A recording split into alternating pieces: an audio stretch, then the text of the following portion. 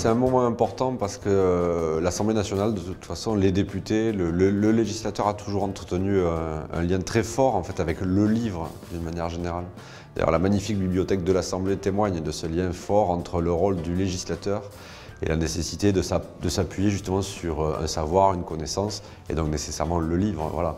Ça fait plus de 2 siècles que ça dure, et finalement c'est ce que cette journée perpétue un peu comme symbole d'attachement et de lien voilà, entre le rôle du législateur et la lecture et le livre d'une manière générale, le livre politique en particulier.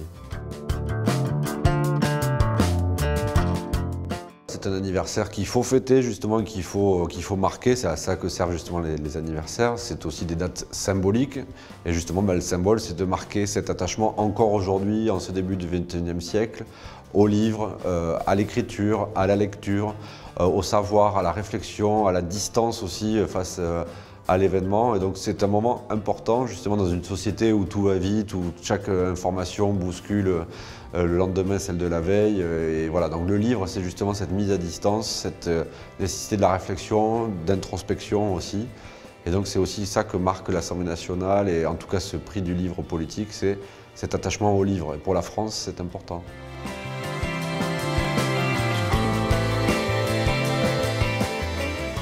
Le livre politique, c'est indispensable effectivement au débat, parce que c'est aussi un élément de structuration du débat public. Souvent, ce sont des ouvrages qui créent soit la polémique, soit ensuite un débat plus profond. C'est le livre d'une manière générale aussi. Il faut que les hommes politiques, les hommes et les femmes politiques retrouvent peut-être le goût qu'avait un François Mitterrand, un Georges Pompidou pour la lecture de romans aussi, parce que c'est parfois à travers la poésie, le théâtre, la littérature d'une manière générale qu'on appréhende mieux aussi la société. Mais le livre politique, par définition, il intéresse nécessairement tous ceux qui sont des acteurs du monde politique pour structurer une réflexion et structurer un débat public qui appelle justement des repères.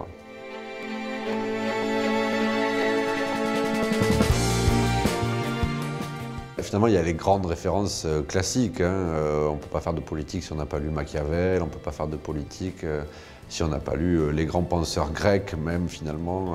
Donc là, je me réfère aux plus anciens, comme ça on n'est pas prisonnier des débats contemporains, mais nécessairement, il faut appuyer sa réflexion contemporaine sur aussi un appareil critique et scientifique, une littérature parfois très ancienne.